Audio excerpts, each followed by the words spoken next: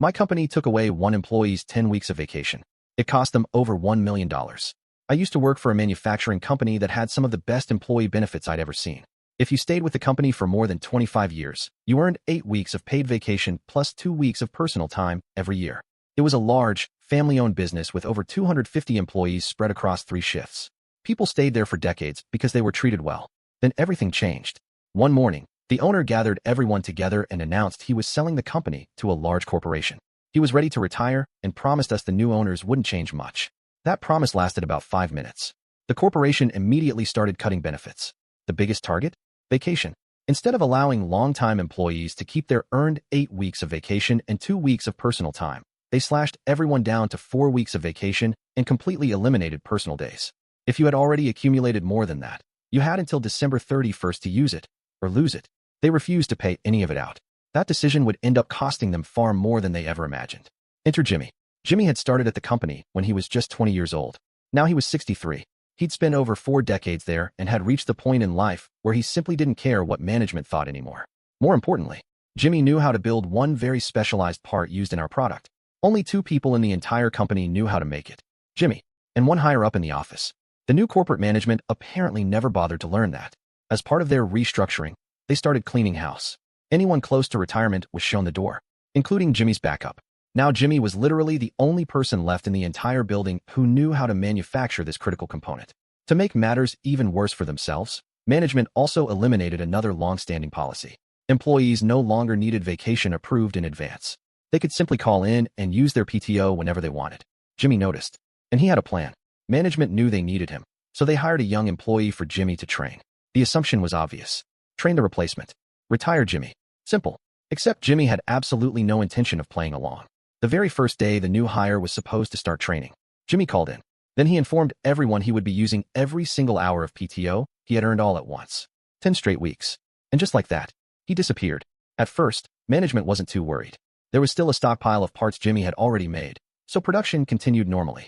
But while everyone assumed he'd eventually come back, Jimmy wasn't relaxing on a beach. He spent those 10 weeks applying for other jobs, found one, accepted it, and started working there. Meanwhile, his old employer had no idea. Finally, the 10 weeks were over. Monday came. Jimmy never showed up. Management tried calling him. No answer. The next day they tried again. Still nothing. Someone even drove to his house looking for him. He was nowhere to be found. By the 3rd day, Jimmy finally answered, only to resign. That was when panic set in. The specialized control module Jimmy built wasn't something you could teach in an afternoon. It was a patented process created by the company's original founder. You couldn't just hire someone off the street and expect them to figure it out. The corporation had fired the only backup. The expert had quit. Production was in serious trouble. With no other options left, they had to call the retired founder. When he learned everything they'd done, cutting employee benefits, firing experienced workers, and driving Jimmy away, he wasn't exactly sympathetic. Instead, he reportedly gave them a very simple answer. You need my help? It'll cost you. The contract? Over 7 figures just to teach new employees how to manufacture the part. The company had no choice. Either pay him or shut the operation down. All because they thought eliminating vacation time would save money. For anyone wondering, Jimmy didn't miss out on that contract. He had already moved on.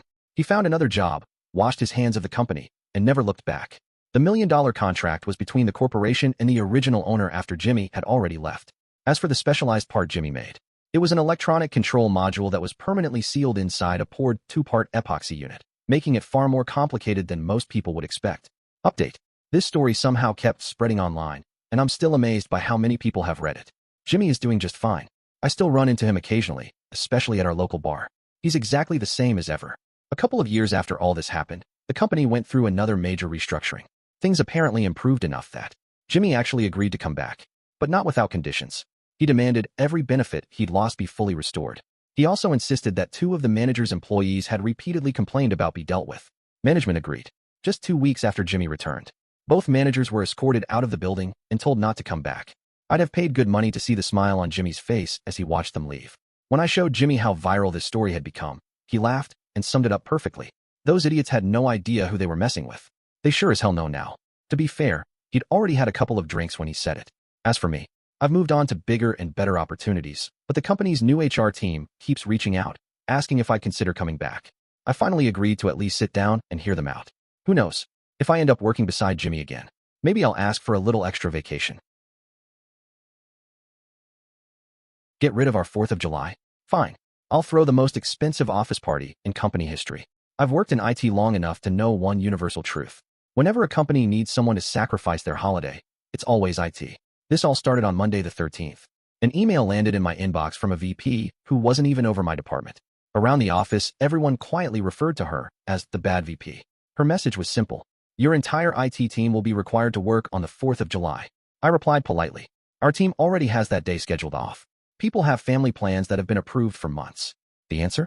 No. No discussion. No compromise. Just, you're working. I immediately started fighting it. Every day that week, I met with management. 3 separate meetings. 3 different chances to convince them this made absolutely no sense. After every meeting, I updated my team. I know this is frustrating, I told them. I'm still working on fixing it. And if they ruin everyone's holiday, I promise I'll make it right. I meant every word. Eventually, I escalated things. I emailed our CEO directly. My own VP actually encouraged it. He knew the CEO well. This won't fly, he told me. He's extremely family-oriented. There's no way he'd make people work on the 4th. Perfect. Except, the CEO was on vacation in the Bahamas until July 6th. His assistant responded saying he'd review everything when he returned. I stared at my monitor for a solid minute, then lightly introduced my forehead to the desk. Repeatedly, with no decision coming before the holiday, I accepted reality. I told the team we'd work remotely. I even planned to route almost every incoming call directly to my cell phone, so everyone else could enjoy a quiet day. Honestly, I expected maybe 2 calls all day. Maybe. There wasn't enough work to justify keeping an entire IT department online. Then things somehow got worse. The next morning, another email arrived. Remote work had been canceled. Everyone had to be physically inside the office. Management would even be checking badge swipes to make sure nobody stayed home. I replied asking why. The response was unbelievable. They wanted to make sure nobody was playing video games. Here's the funny part. We already worked from home roughly 2/3 of every week. And yes, people absolutely played games during slow periods. Management had never cared before. So instead of sending another email, I walked straight into the bad VP's office. We argued for quite a while. Every reason she gave fell apart under basic logic. Finally, she got frustrated, looked me dead in the eye, and said, "It's just IT. You guys don't have lives." I honestly thought I'd misheard her. Nope, those were her exact words. I immediately reported the conversation to my VP. He sighed, then smiled. "I'll handle this. It probably won't happen until after the 4th. Then he leaned back. "So get creative." Now, I'd worked with this man for years. When he said, "Get creative," that wasn't advice. That was permission. An idea immediately formed. I emailed the bad VP. "Since everyone has to spend their holiday here, would you mind if we threw an office party?" She replied almost instantly. "No problem. Use your new company credit card." Then she added 4 dangerous words. "Go wild. Big mistake. Huge. Now let me explain our office." IT had its own separate building away from corporate headquarters. We had a gaming room, a gym, a full drink station. Behind the building was a large patio. Just beyond that patio, a tiny creek. Cross a little wooden footbridge, and you were no longer on company property. Remember that. It's important later. The following Monday, I gathered my entire team. I told everyone the truth. I couldn't get the holiday back, but I can make this worth your while. Then I shocked them. Invite your families. Invite your friends. Don't bring food. Don't spend a penny. I've got everything covered. One employee asked, "What kind of food?" I just smiled. "You'll see." Finally, the 4th of July arrived. Guess how busy IT was? Almost nothing. Not a single ticket. Not a single legitimate support request. We received exactly 7 phone calls all day. Every single one was from the bad VP checking to make sure we were answering the phones. The rest of the day? Movies, video games, conversation. Exactly what everyone would have been doing at home. Around 6 o'clock, people started smelling barbecue. Then the catering trucks arrived. Employees expected hamburgers, maybe hot dogs. Instead, they walked into what looked like a food festival. Smoked brisket, spare ribs, turkey, smoked sausage, bratwurst, premium burgers, potato salad, coleslaw, green beans, potatoes au gratin, pizza from 2 different restaurants, custom cakes, boutique cookies, for different pies, and pounds of handmade fudge. People just stood there staring. Someone actually whispered, "Are you serious?" I was. Around 6:15, families began arriving. Kids, parents, spouses, friends. 1 or 2 people brought alcohol. I politely stopped them. "Leave it in the car." "I'm crazy, but not that crazy." Everyone laughed and happily agreed. The atmosphere was incredible. Kids were running around. Adults were eating. People played games. Some tossed water balloons. Others lit harmless sparklers. A few tossed tiny firecrackers into the shallow creek. Even my VP showed up with his entire family. It honestly felt like a neighborhood block party. As darkness fell, people wanted to launch real fireworks. "Remember that footbridge?" My VP smiled. "Everyone crossed the bridge." Technically, once we crossed, we were no longer on company property. Problem solved. For the next hour, we launched fireworks into the night while the kids cheered. Back at the office, the phones remained completely silent, except for one final call. The bad VP. She wanted another status update. I answered, "You're actually the only person who's called us today. The rest of us are outside enjoying the 4th of July. She paused, then simply replied, "As long as there isn't alcohol or fireworks on company property, I don't care." Perfect. Everyone finally headed home around 10:30 that night. We boxed up mountains of leftovers. A few volunteers stayed behind to clean everything, including my VP. While cleaning, he casually asked me, "So, how much did this party cost?" I didn't answer. I just gave him a sideways grin. He started laughing immediately. I don't even want to know. The next morning, I submitted the expense report. It eventually reached the bad VP, then the CIO, then the CEO. The total? Let's just say, the company immediately created a brand new policy. From that day forward, any expense over $4,000 required multiple executive approvals. Why? Because our 4th of July office party cost over $6,000. The barbecue alone came from one of the highest-rated barbecue restaurants in Dallas-Fort Worth. The cakes and pies were custom-made. The cookies came from a specialty bakery. We bought dozens of pizzas, catering quality burgers, premium drinks. Basically, if you could eat it, we probably ordered the expensive version. Everyone assumed I was about to get fired. Instead, the CEO became furious. Not because of the money, because none of it would have happened if management had simply let IT stay home. He reviewed our support logs. Almost zero work. Almost zero calls. Nothing justified forcing an entire department to give up a national holiday. He reportedly sent an email to every executive in the company about respecting employees, maintaining work-life balance, and never repeating this mistake. Then someone told him what the bad VP had said. "It's just IT. You guys don't have lives." She admitted saying it. Apparently, the CEO absolutely exploded. He personally came to our building. People said they could hear him yelling through closed office doors. I never found out whether she resigned or was fired. She disappeared almost immediately afterward. Her influence inside the company definitely disappeared with her. Ironically, the biggest lasting change wasn't the expense policy. After all this, nobody argued anymore when I pushed for my team's work-from-home schedule. Funny how that worked out. Sometimes, the best revenge isn't getting angry. It's following every rule and making management pay exactly what their decision was really worth. Manager forced me to get a doctor's note, so my doctor gave me a fully paid 2-week vacation instead. I worked at a supermarket in my early 20s, and if there's one thing everyone knew about me, it was that I was reliable. I was never late. In fact, I usually arrived early. I almost never called in sick either. The last time I had missed work was about 9 months earlier, and even then, my manager had actually sent me home because I looked awful. So when I called in sick this time, it wasn't something I did lightly. The night before had been miserable. I couldn't stop throwing up. I had a raging fever, and I kept alternating between sweating uncontrollably and shivering under blankets. At around 2 a.m., I was sitting on the toilet with my head hanging over the sink because I couldn't decide which end was going to betray me next. At some point, I must have passed out. The next thing I remember was lifting my head off the sink. It was 7 a.m. I was supposed to start work at noon. There was absolutely no way I was making it. So I called my manager. We'll call him Steve. Steve had a reputation. If anyone called in sick, he automatically assumed they were lying. Unless, of course, they were one of his manager friends. Funny enough, Steve himself seemed to get sick pretty often, usually after a night everyone suspected involved a little too much drinking. The call went about as well as you'd expect. "Hey Steve," I said. "I'm really sorry, but I can't come in today. I'm sick." "What with?" "I think it's the flu. I've been throwing up all night, and I've got a fever." He immediately snapped. "Don't be ridiculous.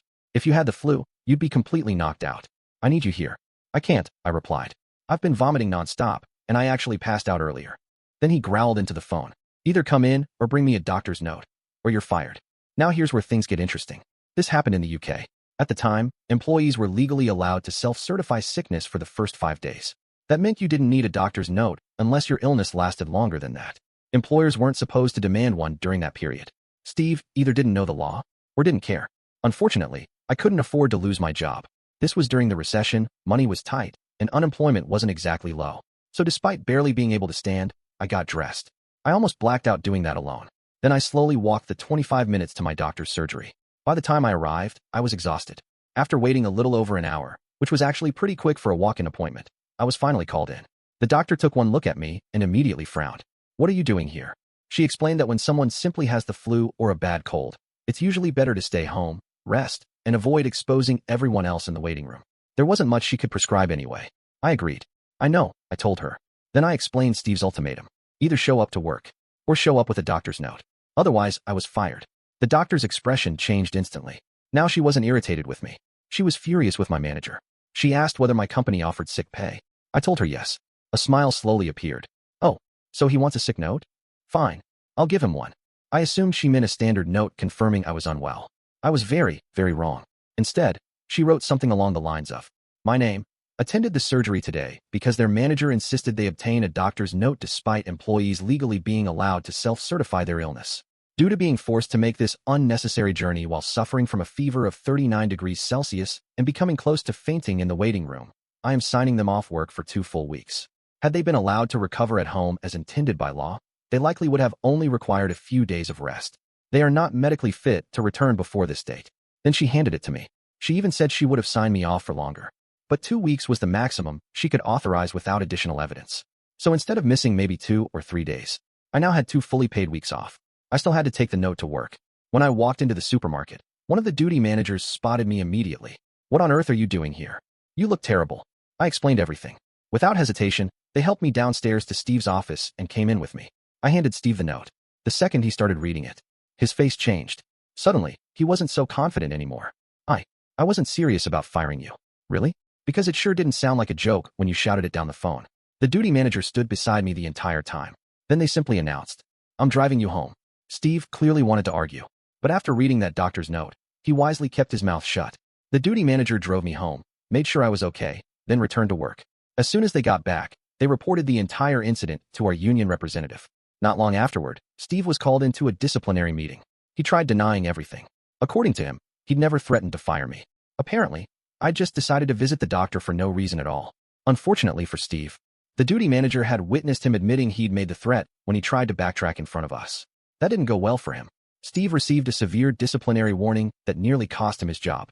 As for me, I actually felt better after a few days. But thanks to my doctor's instructions, I wasn't allowed back at work. So I spent the rest of my fully paid 2-week leave relaxing, enjoying the surprisingly nice weather, while Steve covered extra shifts because we were suddenly short-staffed. All because he insisted on getting a doctor's note for someone who legally didn't need one. In the end, if he'd simply accepted that I was sick, I probably would have been back at work in 2 or 3 days. Instead, he gave me a paid 2-week vacation and earned himself a final warning. Sometimes, malicious compliance really is the best medicine. My neighbor kept destroying our privacy plants. Then a survey cost him 11 feet of his yard. This happened years ago, but it's one of those stories I'll never forget.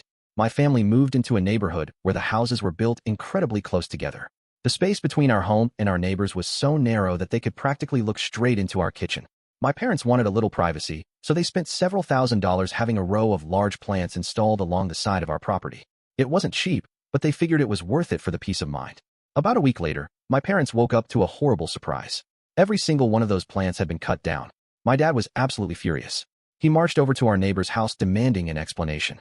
The neighbor didn't even try to deny it. Instead, he calmly told my dad that the plants were on his property, so he had every right to remove them. Then he added that if we ever put anything on his land again, he'd report us to the authorities immediately. Needless to say, that didn't sit well with my parents. Later that day, my father called the landscaping company that had installed the plants.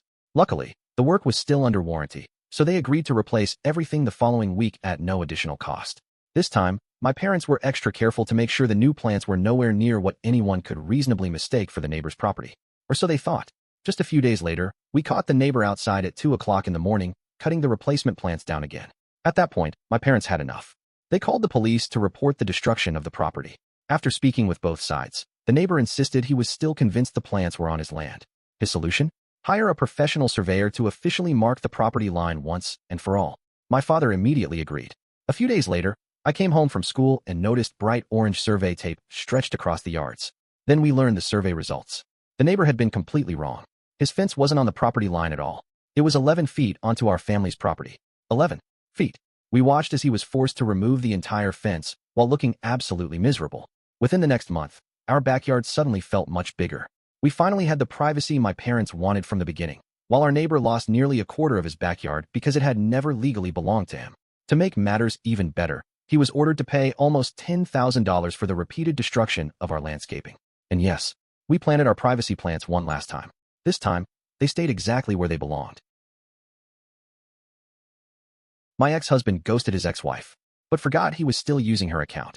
I work in the billing department of a call center for one of the big telecom companies. One day, I got a call from a woman who was confused about a $49 one-time equipment charge on her bill. She asked why she was being billed for a wireless access point when she didn't even have TV service with us. So I pulled up her account. According to our records, she actually did have TV service. It had been added about a month earlier. That immediately seemed odd. Then she insisted that couldn't be possible because TV service wasn't even available where she lived. Now I was confused too. I checked the account more closely and quickly figured out what had happened. Someone who was still listed as an authorized user on her account, her now ex-husband, had signed a 3-year contract for internet and TV service at another address. The promotion even included a free television. He had opened the services using her account. The moment I explained what I found, she started crying. She told me the whole story. Her husband had left her for a younger woman, divorced her, taken as much as he could during the separation, and then completely disappeared. He moved to another province, changed his phone number, changed his email, blocked her everywhere, and made sure neither she nor her lawyer could find him. Listening to all of that, I couldn't help thinking, what a piece of work.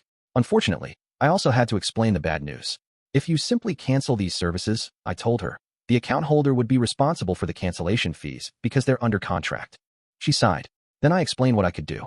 Since the account legally belonged to her, I could remove her ex-husband's authorization to access it, add a security pin so he couldn't make any more changes, and downgrade the internet and TV package to the absolute minimum. I also offered to try redirecting the promotional TV to her address, although I warned there was no guarantee because it had likely already shipped. There was a long pause. Then I heard it. The moment everything clicked. She quietly asked, "Wait, you have his new address?" "Yes," I replied. "He has internet and TV service with us, so there's a service address on the account." Another pause. Then she explained that her lawyer had been trying for weeks to track him down, but his friends and family refused to tell anyone where he was living. Carefully, she asked, "Are you actually allowed to give me that information?" I smiled. "This is your account. You're the account owner. You have full access to every address, phone number, and email address that was added to it." She could hardly believe it. "So, you can tell me his new address? His new cell phone number? Even the second phone number listed on the account?" I asked if she had a pen and paper ready. She did. I read off everything on the account. His new address. His new cell phone number. The second contact number, which I assumed belonged to his new partner. Once she had everything written down, I removed his account access, added a security pin, and downgraded every service to the most basic package available. One last detail made the whole situation even better. He was apparently a huge hockey fan. One of his team's games was on that very night. So somewhere out there, I like to imagine his TV suddenly cutting out in the middle of the game. Then he calls customer service wondering what happened, only to find out he'd been removed from the account, couldn't get back in without the new PIN, and, most importantly, his ex-wife and her lawyer finally knew exactly where to find him. Apartment manager refused to accept my 2 cents in cash, so I cost the company way more than that. Back in 2019, I moved out of an apartment complex in Celebration, Florida, and into a condo. Like most apartment move-outs, I eventually received a final statement showing the usual breakdown, prorated rent, damage deductions, security deposit adjustments, and everything else. We paid the balance, figured everything was settled, and moved on. Or so we thought. About a month later, my wife called me while I was at work. "We got another bill from the apartment company," she said. I immediately assumed they had found some forgotten charge. "Nope," she continued. "It's 2 cents. Yep, 2 cents. We both work in tech, so instead of getting annoyed, we started laughing. Somewhere in their billing system, nobody had bothered to account for the fact that they were spending around 50 cents in postage just to collect 2 cents. My wife printed the bill. I grabbed 2 pennies from the change jar. The apartment office happened to be on my daily commute, so I figured I'd stop by, have a laugh with the manager, hand over the coins, and we'd all move on with our lives. I walked into the leasing office. "I'd like to pay my final bill," I said, handing her the statement. "It's 2 cents. Here's the bill, and I've got the 2 cents right here." The manager looked at me and said, completely seriously, "We don't take cash." That was it. Silence. I waited, expecting the punchline. Nothing. So I smiled and said, "I wasn't expecting you to actually process 2 pennies. I figured we'd both laugh about how ridiculous computer systems can be, and you'd just write off the 2 cents since processing a payment would cost more than the debt." Without missing a beat, she replied, "I'm not going to do that." Another awkward silence. "So, you want me to write you a check for 2 cents? I asked. "Yes." "And mail it to you?" "Yes." "And your company is actually going to process a 2-cent check?" "Yes." "Send us a check." Then she turned around, walked back into her office, and ended the conversation. Fair enough, if that's how they wanted to play it. I went home and logged into my bank account. Instead of mailing a check, I set up an automatic monthly bank payment to the apartment complex. For 3 cents. 1 penny more than I owed. But I wasn't finished. I'm a programmer. So I wrote a small program that automatically generated and mailed a letter every month saying, "I'm terribly sorry, but it appears I've overpaid my account. Please send me a refund check for the overpayment." To make it even better, I used an online mailing service that could print postcards in absolutely ridiculous sizes, up to about 18 by 24 inches. That was going to be my escalation if they ignored the letters. I never even got that far. On the first day of the following month, my phone rang. It was the company's regional manager. After introducing himself, he spent the next couple of minutes giving one of the most sincere apologies I've ever heard. It was basically, "Oh no, we made a huge mistake. Please stop. We are so sorry. You'll never hear from us again. Mission accomplished. I canceled the automatic payments, stopped the letters, and, just like he promised, I never heard from the apartment company again." Did I spend several hours creating an elaborate response? Over 2 cents? Absolutely. Was it worth every second? Without question. I don't care if he's dead. Put him on the phone. When my father passed away on Father's Day in 2012, I became responsible for handling everything he left behind. He was divorced, lived alone, and I was his only child. That meant I had to settle his estate, close his accounts, and cancel all of his utilities. I figured it would be straightforward. I was very, very wrong. I called the utility company and explained that my father had passed away. The representative told me all I needed to do was mail them a certified copy of his death certificate so they could close the account. Simple enough. The very next day, I mailed the certified death certificate. Problem solved. Or so I thought. A month later, another utility bill arrived in the mail. So I called again. This time a different representative answered. After pulling up the account, she informed me that since my name wasn't listed on it, she couldn't discuss or close the account. I explained that the account holder had died. She wasn't convinced. She repeated that company policy required her to speak directly with the account holder before making any changes. I calmly told her that wasn't possible because he was dead. She refused to budge. Finally, she told me I could schedule an appointment with a supervisor if I wanted to discuss it further, in person. Fine. If she wanted to speak to him so badly, I'd make sure she had the opportunity. The day of the appointment, I walked into the Board of Public Utilities carrying 2 things: a fresh certified copy of my father's death certificate, and the clear plastic bag containing his ashes that the funeral home had returned to me. I sat down across from the supervisor. Without saying a word, I placed both the death certificate and my father's ashes right in the middle of her desk. Then I looked her in the eye and said, "When you finish talking to him, please tell him I love him." Her face instantly went white. She jumped backward out of her chair, ran from the office, and called the police. A few minutes later, officers arrived. The supervisor claimed I had assaulted her. Meanwhile, my father's ashes were still sitting exactly where I'd placed them, right beside his death certificate. One of the officers asked why I would do something like that. So I told them the entire story from the beginning. How I'd already mailed the death certificate. How they kept billing a deceased man. How their employee insisted on speaking with someone who had already passed away. The officers listened, then stepped away with the supervisor and her manager for a private conversation. While they talked, another officer came over to me. He admitted that bringing human remains into a public office probably wasn't the best idea. I agreed. I told him I knew it was extreme. But the supervisor had insisted she needed to speak with my father in person. I was simply giving her exactly what she'd asked for. The officer paused and admitted that, as unusual as the situation was, I hadn't actually broken any laws. A few minutes later, the supervisor's boss returned. Her attitude was completely different. She apologized repeatedly, personally handled the paperwork, and canceled the utilities immediately. At that point, I figured the ordeal was finally over. But there was one last surprise. A few days later, I called back because I needed to reconnect the utilities under my own name. The employee on the phone pulled up my address, saw my name, and immediately placed me on hold. Seconds later, the supervisor's boss came on the line herself. She apologized all over again for everything that had happened. Then she waived every single setup fee required to open my new account. Before ending the call, she told me there was one more thing she wanted me to know. The employee who had insisted on speaking with my deceased father had been terminated. She apologized one final time and offered her condolences. Hopefully, no one else grieving the loss of a loved one would ever have to go through something like that again. My appointment was canceled because I was 5 minutes late, so I showed up 72 hours early. This happened about 4 years ago when I landed a summer job at my university. I'd worked with these professors before, and at the last minute, they asked me to teach a summer workshop for 9th and 10th graders. I was excited, but there was one problem. The camp started in less than 2 weeks. That meant I had to rush through a mountain of paperwork, including several background clearances proving I could work with minors. One of them required an official FBI background check, which meant getting fingerprinted as soon as possible. Luckily, I managed to book one of the last available fingerprinting appointments for that Friday. I had to schedule it at least 24 hours in advance, and if I missed it, I probably wouldn't get my results back before the workshop began. So Friday arrives. I take the subway to campus. And, as usual, it's running painfully behind schedule. I'll admit I should have planned for that, but by the time I got off the train, I knew I was cutting it close. I sprinted across campus to the police station where the fingerprinting office was located. I burst through the front door, exactly 5 minutes after my appointment time.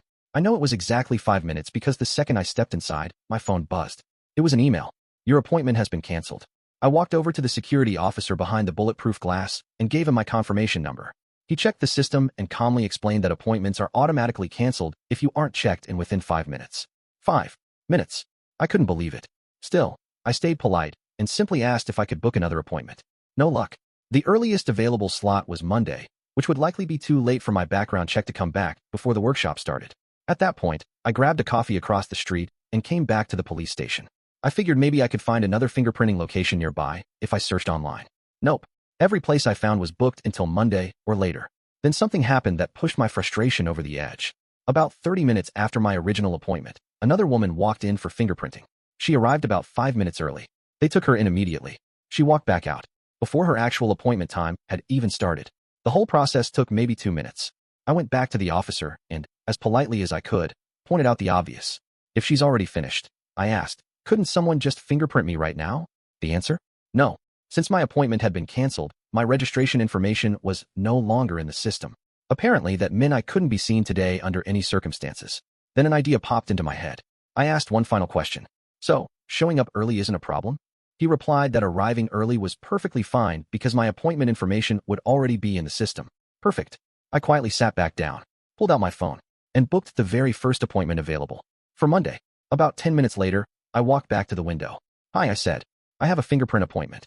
He asked for my confirmation number. I handed it over. Then I smiled and added, I'm just about 72 hours early. I've never seen someone let out such a long, defeated sigh. He checked the confirmation number anyway. Everything was valid. A few minutes later, they called me back. Within 10 minutes, I walked out of the station with my fingerprints completed. Turns out being 5 minutes late was unacceptable, but being 3 days early worked just fine.